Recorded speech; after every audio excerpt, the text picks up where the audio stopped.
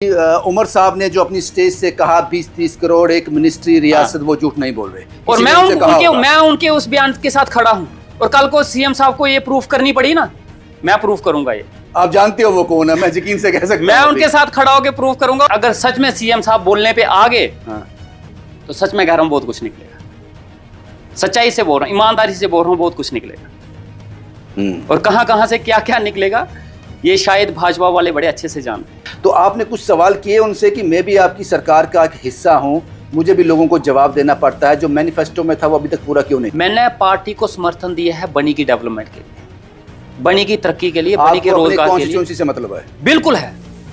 मुझे एमपी बना दो, फिर मैं बाकी एरिया भी देख लेता हूँ। अगर मुझे मेरे से ही बाकी पूछना है तो डॉक्टर जितेंद्र सिंह किस लिए बैठे? आप दिल्ली गए थे स्टेट के लिए? बिल्कुल गया था। वो तो आपकी कॉन्स्टिट्यूंसी का मसला नहीं था, क्यों गए थे फिर? वो एक स्टेट ताकतें आपके पास भी आएंगी फिर। जैसे पहले वही लालच लेके गया था दिल्ली सरकार बैकफुट पे क्यों राजौरी पहुंच में? वो फिजिकली हमें दिखे नहीं वहां पे जो दिखने चाहिए थे। कौन? हमारे सीएम साहब हो गए, हमारे डिप्टी सीएम हो गए। सरकार लोगों के द्वारा चुनी गई है, ऊपर से आसमान से नहीं गिरी है। अगर इस बुरे वक्त में अगर सरकार लोगों के साथ नहीं है तो कहीं ना कहीं मैं बोलूंगा ईमानदारी से कि वो गलत है। भाजपा कहती है कि 7 से 8 एमएलए जो हैं वो बागी हो चुके हैं नेशनल कॉन्फ्रेंस से, जो उनको सपोर्ट भी करते हैं। उनमें से एक आप तो नहीं हो। आपकी बातचीत से पता चल रहा है कि कुछ नाराजगियां हैं। अरे इनपुट्स हैं कि आपकी बात चल रही है। किससे? भाजपा से। मेरी किसी से भी बात चल सकती है, लेकिन भाजपा से नहीं चल सकती। नहीं चल सकती? बिल्कुल नहीं चल सकती। सिरे से खारिज कर रहे हैं। 100 रुपए सेंटर देता था तो 80 कश्मीर ले जाता, 20 जम्मू को मिलता था। श्रीनगर वाले लेते हैं, उनमें दम है, वो ले गए। आपने क्यों नहीं ली? अब क्यों डिस्क्रिमिनेशन है? अब तो यूटी है ना, सरकार तो सेंटर से चल रही है। तो सेंटर में आप मान रहे हो कि अभी डिस्क्रिमिनेशन है? मैं ये बोल रहा हूं कि अगर आप डिस्क्रिमिनेशन है तो क्यों है? अब तो सब कुछ सेंटर से आ रहा है और सेंटर में भाजपा है। पढ़ाई जाती है जो जम्मू यूनिवर्सिटी में पढ़ाई जाती है, जो कश्मीर यूनिवर्सिटी में पढ़ाई जाती है, एक ही सब्जेक्ट, एक ही स्ट्रीम की, दोनों की बच्चों की फीसिस में जमीन आसमान का फर्क है। इसको क्या बोलते हो आप? जम्मू के बीसी कौन है? जम्मू यूनिवर्सिटी के बीसी कौन है? जम्मू का तो नहीं होगा। ठीक है, किसने अपॉइंट किया? एलजी ने किया ना। एलजी कौन है, कहां से है? फिर डिस्क्रिमिनेशन, फिर भी रोना। जाइए प्रधानमंत्री साहब के पास, बोलिए कि जब आप फंड्स भेजते हो तो जम्मू के लिए अलग भेजिए, कश्मीर के लिए अलग भेजिए। क्या तो रहे हैं ये लोग जम्मू वाले की जम्मू स्टेट अलग कर दो। हाँ, तो फिर क्यों नहीं कर रहे प्रधानमंत्री साहब? इसका मतलब इनकी सुनवाई इनकी ही पार्टी के लोग नहीं सुनते। पहले तो कांग्रेस एलसी वाले नहीं सुनते थे, अब इनके ही प्रधानमंत्री इनकी नहीं सुन रहे, तो इनकी सुनेंगे कब? बानू प्रताप बिल्कुल सुना है, जो अभी भी भूख हड़ताल। मैंने बिल्कुल सुना। क्या लगता है इंजस्टिस हुआ उसके साथ? बहुत इंजस्टिस हुआ। वहां के एमएलए आज तक क्यों नहीं बोला उनके? उनका सीएम कौन है? उनका एमएलए कौन है? ये डिसाइड किसने किया? इसमें दोषी ये बानू प्रताप सिंह ना होता, बानू खान होता। बिल्कुल जानता हूं, कश्मीर से आता। मैं बिल्कुल जानता हूं, लेकिन क्या उस डिस्क्रिमिनेशन में वहां के लोकल रिप्रेजेंटेटिव जिन्होंने आज तक उन लीडरों, उन स्पोर्ट्समैन को रिप्रेजेंट नहीं किया, क्या उनकी जिम्मेदारी नहीं थी? लोगों को हम नलायक कह देते हैं, आज वालों को क्या कहें? नलायक कह दें? बिल्कुल, मैं कौन सा मना कर रहा हूँ। स्पोर्ट मिनिस्टर सतीश शर्मा चाहें सब कुछ हो सकता है? सब कुछ मंत्री साहब के हाथ में नहीं है, ये मेरी बात किसके हाथ में है? सारी एडमिनिस्ट्रेशन जो है वो एलजी साहब के कंट्रोल में है। आप किसकी बात कर रहे हो? स्पोर्ट काउंसिल की? बिल्कुल, वो तो कठपुतली है सरकार की स्पोर्ट काउंसिल। अरे भाई साहब, मैं आपको एक चीज बोल रहा हूँ। किस ऑफिसर की बात कर रहे हैं? सुनिए, स्पोर्ट सेक्रेटरी है, चाहे कमिश्नर, कोई भी है, मैं सबकी बात कर रहा हूँ। सब इन्वॉल्व है इसमें? सब इन्वॉल्व है। उन्होंने गलत किया? बिल्कुल, हम एक आदमी को गलत नहीं बोल सकते। रिशफल, कैबिनेट रिशफल होगा। इस इंटरव्यू के बाद तो आपके चांसेस बड़े कम हो जाएंगे। ये सबको पता था कि जुलाई अगस्त में बारिश होती है, हर साल होती है, बरसात आती है। पिछले साल का मंजर आपके सामने था। सरकार ने इस बार इसके लिए क्या तैयारी की थी, जमीन पर कोई नहीं दिखी। डिस्ट्रिक्ट राजौरी और डिस्ट्रिक्ट पुंछ के हालात आप लोगों के सामने हैं, जो सोशल मीडिया पर तस्वीरें आप देख रहे हो। बहुत बढ़िया काम कर रहा है डिप्टी कमिश्नर राजौरी और डिप्टी कमिश्नर पुंछ, बहुत बढ़िया काम कर रहे हैं, बहुत बढ़िया काम कर रहे हैं एसएसपी राजौरी, एसएसपी पुंछ। शायद ये लोग नहीं खड़े होते, आज उन लोगों की हालत बद से बदतर होती। ये शायद अनऑफिशियल आंकड़ा है कि 25 से ज्यादा लोग इसमें जिनकी मृत्यु हो चुकी है, और बहुत से ऐसे शव हैं जिसकी खोज अभी जारी है। इन सब के बीच मेरे साथ नेशनल कॉन्फ्रेंस से, नेशनल कॉन्फ्रेंस सरकार का एक हिस्सा है, इंडिपेंडेंट कैंडिडेट जो जीते हैं बनी से, डॉक्टर रामेश्वर सिंह मेरे साथ हैं। कुछ सवाल इनसे पूछने जा रहे हैं। डॉक्टर साहब, शुक्रिया आपने हमें वक्त दिया। पहला सवाल, डिस्ट्रिक्ट राजौरी और डिस्ट्रिक्ट पुंछ के हालात आपने देखे, नेशनल कॉन्फ्रेंस सरकार जो मौजूदा सरकार है बैकफुट पे क्यों है?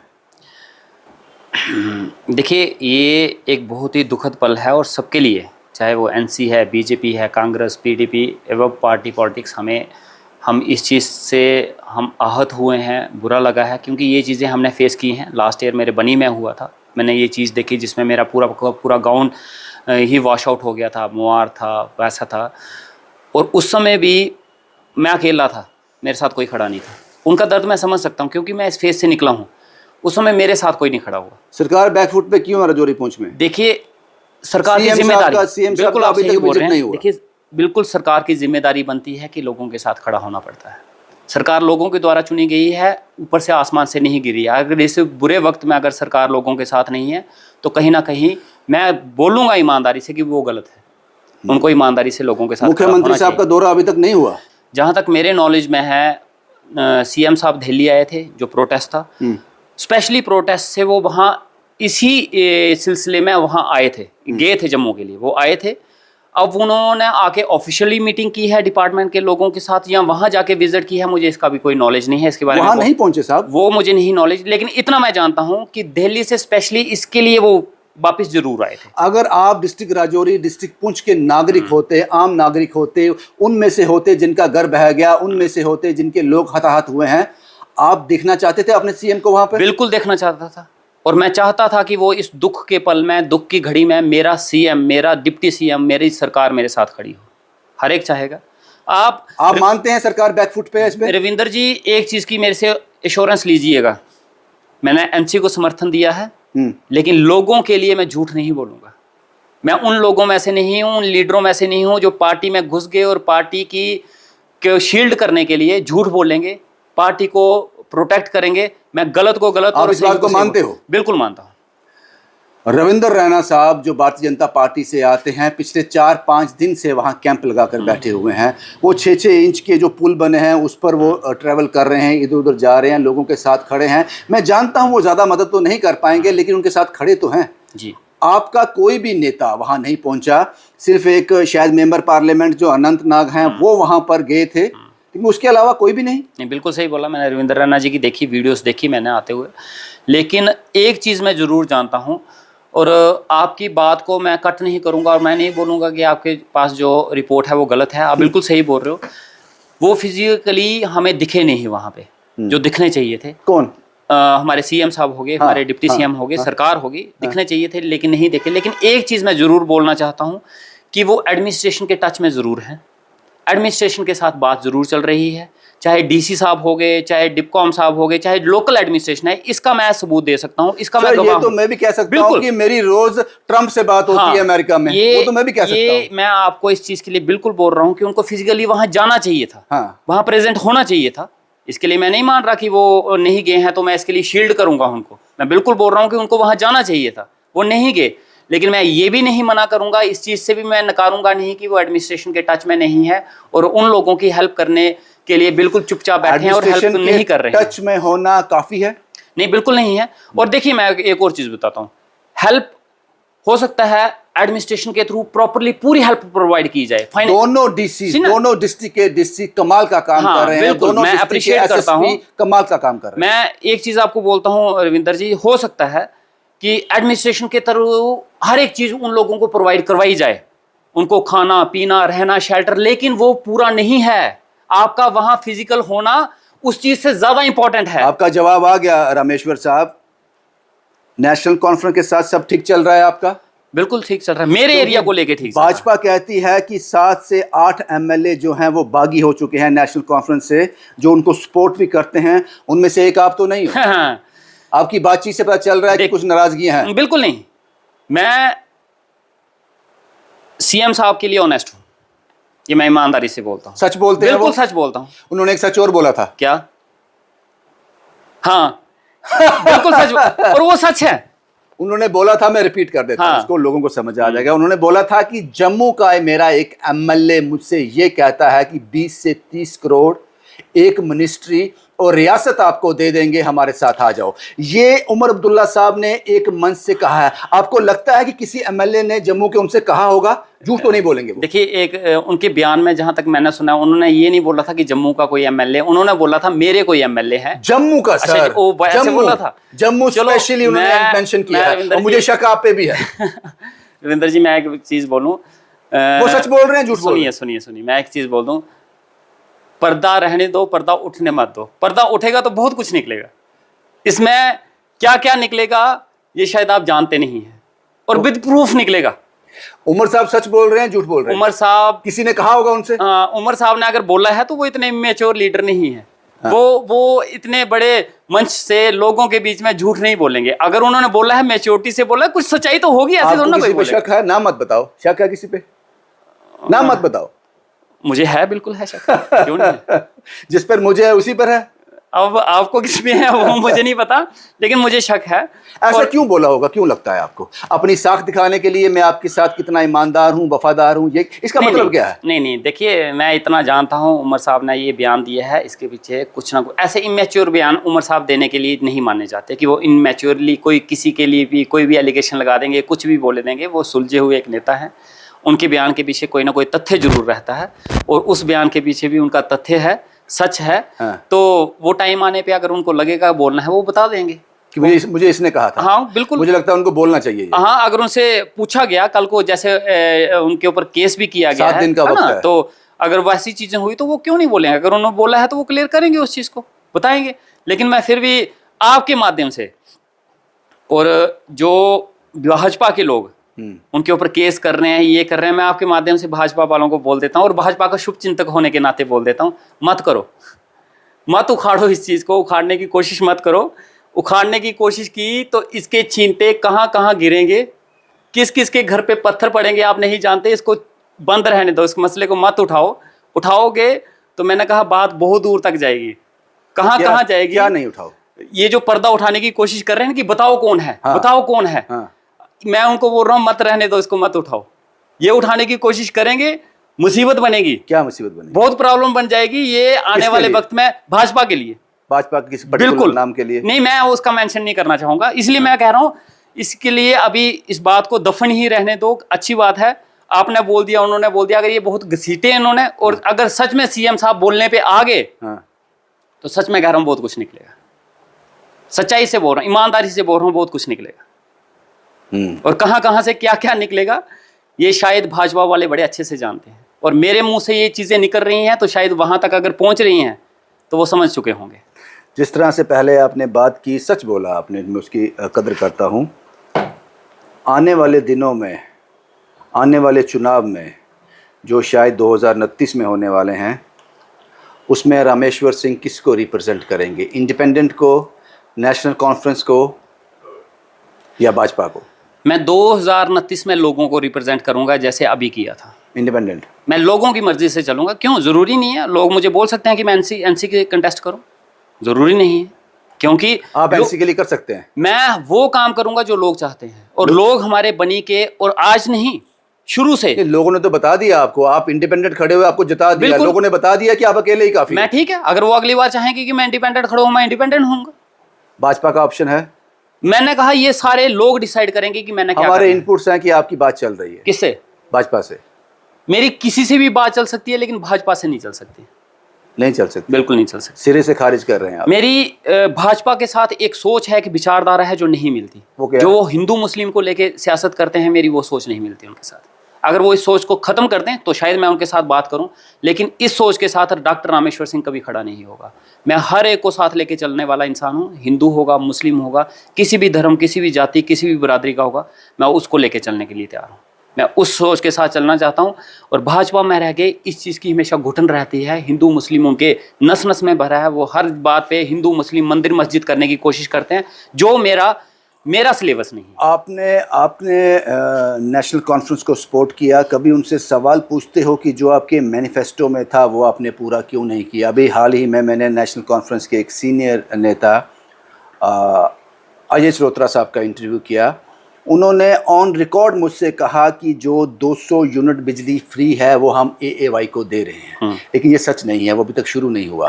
तो आपने कुछ सवाल किए उनसे कि मैं भी आपकी सरकार का एक हिस्सा हूं, मुझे भी लोगों को जवाब देना पड़ता है, जो मैनिफेस्टो में था वो अभी तक पूरा क्यों नहीं हुआ? रविंदर जी, मैं एक चीज़ बोलूँ आपको, मैं अभी इतना बड़ा सियासतदान बना नहीं। आप मेरी जर्नी जानते हैं, मैं कहाँ से खड़ा हूँ, मेरा खानदानी कोई सियासी ये बड़ा छोटा क्या होता है साहब? आपको बनी के लोगों ने आपको मैंडेट देकर विधानसभा में भेज दिया, अब बड़ा क्या होता है? मेरा सियासी रुतबा खानदानी नहीं रहा, मैं अपने बलबूते से सवाल करने से घबराते हैं अभी? बिल्कुल नहीं, मैं घबराता नहीं, मैं आपको ईमानदारी से बताने वाला हूँ। मैंने पार्टी को समर्थन दिया है बनी की डेवलपमेंट के लिए, बनी की तरक्की के लिए, बनी के रोजगार के लिए। से मतलब है? बिल्कुल है। मुझे MP बना दो, फिर मैं बाकी एरिया भी देख लेता हूँ। अगर मुझे मेरे से ही बाकी पूछना है तो डॉक्टर जितेंद्र सिंह किस लिए बैठे? आप दिल्ली गए थे स्टेट के लिए? बिल्कुल गया था मैं। वो तो आपकी कॉन्स्टिट्यूंसी का मसला नहीं था, क्यों गए थे फिर? देखो, वो जब स्टेटहुड की बात आएगी, मुझे लगता है उसमें हर एक को पार्टी पॉलिटिक्स से उठ के वहां खड़ा होना चाहिए। वो एक स्टेट का ताकतें आपके पास भी आएंगी फिर? जैसे पहले वही लालच लेके गया था दिल्ली? जैसे पहले सियासत रियासत रही है वैसे ही होगा जैसे पहले रहा।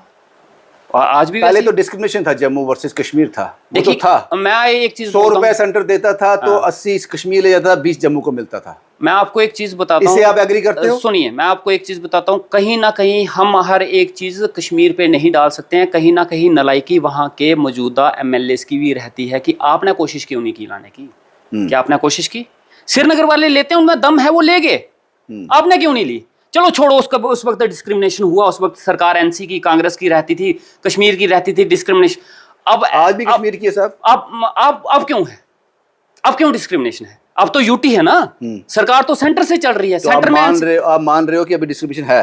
मैं ये बोल रहा हूं कि अगर आप डिस्क्रिमिनेशन है तो क्यों है?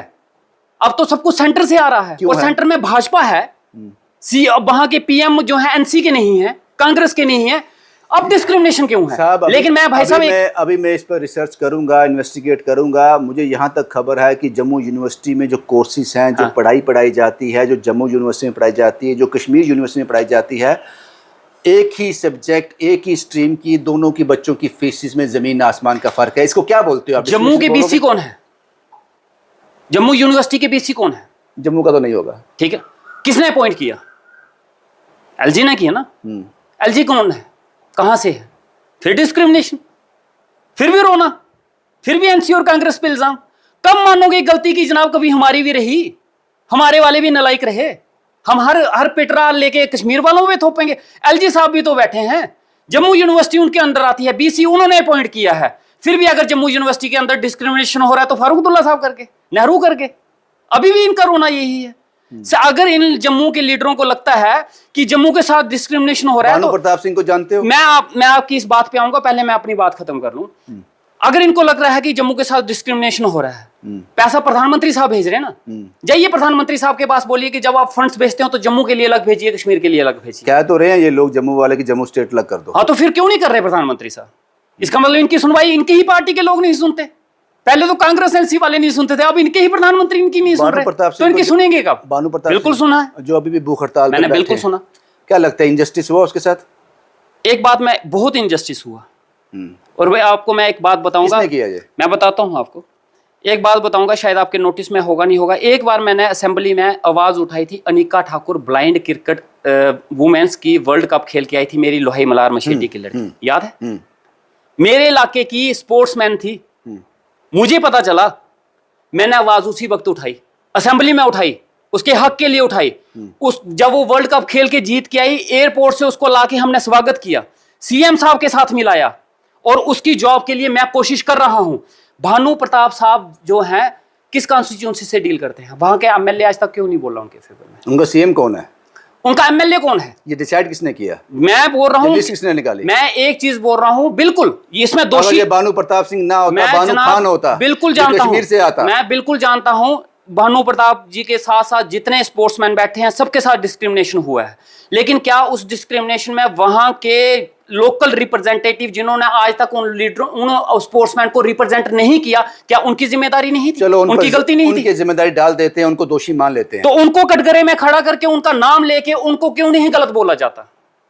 सरकार ने गलत किया उनके साथ, मैं कहता हूं सरकार के साथ साथ उनके विधायकों ने जो उनकी कॉन्स्टिट्यूंसी से थे उन्होंने भी गलत किया। सबसे पहले गलत की शुरुआत वहां से हुई। अगर उन्होंने, अगर माना जाता है तो ऑन मीडिया उनका नाम लेके उनको भी दोषी ठहराया जाए, नाम लेने में फिर कदाई नहीं की जाए। अगर आप नाम लेने में डिस्क्रिमिनेशन करते हो तो कहीं ना कहीं फिर आप शर्मा जी की बात कर रहे हो? मैं बिल्कुल बोलता हूं, स्पोर्ट्स मिनिस्टर, मैं सतीश शर्मा साहब की भी बोलता हूं, पूरे स्पोर्ट्स डिपार्टमेंट की बात करता हूं, जो इसके बीच में इनके साथ आज तक खड़ी नहीं हो पाई, मैं सबकी बात करता हूं। लेकिन सबसे पहले मैं उन विधायकों की बात करना चाहूंगा जनाब। ये तो सुनो, अगर आपको लगता नहीं है कि मुख्यमंत्री साहब इस पे इंटरवीन करें, बिल्कुल तो मैं आपकी एक बात से समझता हूं, ये भानु प्रताप जी क्या इस 1.5 साल के अंदर ही तैयार हुए? 2018 में तब किसकी तब सरकार? के डीजी जो थे एसपी वैद साहब, उन्होंने एश्योर किया था कि तुम्हें डीएसपी रैंक दिया जाएगा। 2018 से सरकार में कौन था? तो हम पुरानी बातों को याद कर नहीं, याद नहीं करेंगे, बिल्कुल नहीं याद नहीं करेंगे, लेकिन उन चीजों को अगर हम याद भुला भी देंगे ना तब भी हम आगे नहीं बढ़ पाएंगे। उन लोगों को हम नलायक कह देते हैं, आज वालों को क्या कहें? नलायक कह दें। बिल्कुल, मैं कौन सा मना कर रहा हूं, लेकिन भाई साहब डिस्क्रिमिनेशन नहीं होनी चाहिए। नलायक बोलने में भी डिस्क्रिमिनेशन नहीं होनी चाहिए। पता चले कि ये भाजपा के हैं तो हम इनको लपेट के अंदर छुपा लें, इनको कवर कर लें। स्पोर्ट मिनिस्टर सतीश शर्मा चाहें सब कुछ हो सकता है। अब उनके हाथ में कुछ है। सुनिए, मैं आप अंदर हो, अंदर मैं आपको बताता हूं, सब कुछ मंत्री साहब के हाथ में नहीं है। ये मेरी बात किसके हाथ में है? बड़ा कुछ एडमिनिस्ट्रेशन के अंदर है, एलजी साहब के ऊपर मुख्यमंत्री। सुनिए, बड़ा कुछ जो है एलजी साहब के अंडर भी है, एडमिनिस्ट्रेशन जो है एलजी साहब को। सुनिए, मैं बताता हूं, बड़ी सारी एडमिनिस्ट्रेशन जो है वो एलजी साहब के कंट्रोल में है। आप किसकी बात कर रहे हो? स्पोर्ट काउंसिल की? बिल्कुल, स्पोर्ट काउंसिल के हाथ में है या सरकार के हाथ में है? वो तो कठपुतली है सरकार की स्पोर्ट काउंसिल। अरे भाई साहब, मैं आपको एक चीज बोल रहा हूं। किस ऑफिसर की बात कर रहे हैं? सुनिए, खुलकर बात। मैं इस एडमिनिस्ट्रेशन में जितने ऑफिसर बैठे हैं, जो भी हैं स्पोर्ट्स काउंसिल के, जो भी हैं, चाहे स्पोर्ट्स सेक्रेटरी है, चाहे कमिश्नर, कोई भी है, मैं सबकी बात कर रहा हूं। सब इन्वॉल्व है इसमें? सब इन्वॉल्व हैं। उन्होंने गलत किया। बिल्कुल, हम एक आदमी को गलत नहीं बोल सकते। जब गलत हैं तो फिर सारे गलत हैं। तो उसमें चीफ मिनिस्टर भी आते हैं? चीफ मिनिस्टर साहब हो सकता है इसके ऊपर आने वाले टाइम में कोई ना कोई इसके ऊपर सोल्यूशन निकालें। तो भानु प्रताप जो कर रहा है इस वक्त इस बारिश में, वो ठीक कर रहा है? बिल्कुल ठीक कर रहा है। करना चाहिए, बिल्कुल करना चाहिए। अपने हक के लिए जब अपने हक की आवाज आसानी से नहीं मिलती, उसके लिए लड़ना पड़ता है, कोशिश करनी चाहिए, लड़नी चाहिए, लड़ाई लड़नी चाहिए। हम लड़ेंगे, हम भी लड़ेंगे। मेरे नॉलेज में आज तक सच बोलता हूँ, ईमानदारी से भानु प्रताप जी नहीं थे, मैंने नहीं सुना था, मुझे नहीं पता था भानु प्रताप जी। अचीव किया उन्होंने। बिल्कुल, जब ये इशू आया तब मैंने उनको देखा कि इतना कुछ किया, और जितने प्लेयर्स आ रहे हैं वो मैंने सुनना शुरू किया। मेरे नॉलेज में जब जो आया ना, मैंने ईमानदारी से उसकी आवाज उठाई। मेरे नॉलेज में एक शीतल हमारी लोहे मलार की ब्लाइंड क्रिकेट प्लेयर आई थी, मैंने बिना देरी के, और आप यकीन नहीं मानेंगे, मैंने उस लड़की से मिला भी नहीं था, उससे देखा भी नहीं था, सिर्फ पता चला था। दूसरे दिन मैंने असेंबली में मुद्दा उठा दिया था। उस दिन से मैं लड़ाई लड़ रहा हूं, और इनकी लड़ाई लड़नी पड़ी ना असेंबली में, हम लड़ेंगे, मैं लड़ूंगा। मैं आपको यकीन दिलाता हूं, जिस दिन असेंबली लगी इनके हक के लिए मैं बोलूंगा, ये मैं आपको एश्योर करता हूं। ये मेरी जुबान है आपके साथ। कोई जो मर्जी बोलते रहे कि ये एनसी के साथ है, आज तक जम्मू के मुद्दों में यूजीसी का मुद्दा हुआ, कोई नहीं बोला, मैंने आवाज उठाई। कोई कटरा रोपवे के ऊपर कोई नहीं बोला, मैंने आवाज उठाई। जो आज तक हिंदुओं के ऊपर बात करते हैं, कटरा रोपवे पे बात नहीं करना पाजी, उसके लिए बड़े सख्त निर्देश मुझे पता है, लेकिन हमने उठाई थी। सख्त निर्देश हैं कि चुप रहो, तमाशा देखो, बस वही है ना, तुम पर एक्शन देख रहे हैं, तमाशा देख रहे हैं, लेकिन हमने तमाशा नहीं देखा। एक आखिरी सवाल रमेश्वर साहब, एक आखिरी सवाल आपसे रहेगा। ऐसा सुनने में आ रहा है जब से उमर सरकार वजूद में आई है कि बड़ी जल्दी कैबिनेट में कोई फेरबदल होने वाला है, कोई मिनिस्ट्रियां अदल बदल होने वाली हैं। जिनको पहले मिनिस्ट्रियां दी गई थी, जो मिनिस्ट्री से रह गए थे, उनको मिनिस्ट्री में रखा जाएगा, रिशफल, कैबिनेट रिशफल होगा। इस इंटरव्यू के बाद तो आपके चांसेस बड़े कम हो जाएंगे।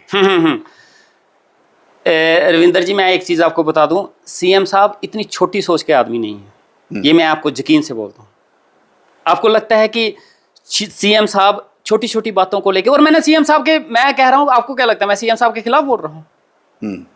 मैं सियासत में बहुत ऊंचा कदम है उनका, इसलिए हमने पहले ही कह दिया कि उमर साहब ने जो अपनी स्टेज से कहा 20-30 करोड़ एक मिनिस्ट्री रियासत, वो झूठ नहीं बोल रहे। और मैं उनके उस बयान के साथ खड़ा हूं, और कल को सीएम साहब को ये प्रूफ करनी पड़ी ना, मैं प्रूफ करूंगा। ये आप जानते हो वो कौन है, मैं यकीन से कह सकता हूं। मैं उनके साथ खड़ा होकर प्रूफ करूंगा, और इसलिए मैं बोल रहा हूं भाजपा वालों को कि रहने दो, मत बोलो, मुंह मत खुलवाओ, पर्दा उठेगा तो बहुत कुछ निकलेगा, रहने दीजिए, इज्जत आपकी बदनाम हो जाएगी, छोड़ दीजिए इस मुद्दे को। शुक्रिया। और मैं ऑनेस्टी से बोलता हूं कि सीएम उमर अब्दुल्ला साहब के बराबर एक मैच्योर, एक ब्रॉड माइंडेड और डेवलपमेंट को लेके जो नेता हमारे जम्मू कश्मीर में है, इनसे बेटर नेता कोई नहीं हो सकता। एग्रीड, मैं मानता हूँ इस बात को मैं मानता हूँ, क्योंकि मैं भी जम्मू कश्मीर का नागरिक हूँ और बड़े लंबे समय से उमर साहब की सियासत को देख रहा हूँ। लेकिन सच को सच की तरह परोसना, मुझे लगता है यही जर्नलिज्म है, जो अब रहा नहीं, ख़त्म हो गया। किसी ने खरीद लिया, किसी ने डरा लिया, किसी ने बेच दिया। कोशिश की हमने कि जम्मू के जो मुद्दे इस वक्त चल रहे हैं उसको ज्यों का त्यों, जैसा है वैसा ही आपके सामने रख दूं, एक आईने की तरह जो कभी झूठ नहीं बोलता। शुभम कुमार के साथ Ravindra Singh, the state sentinel के लिए।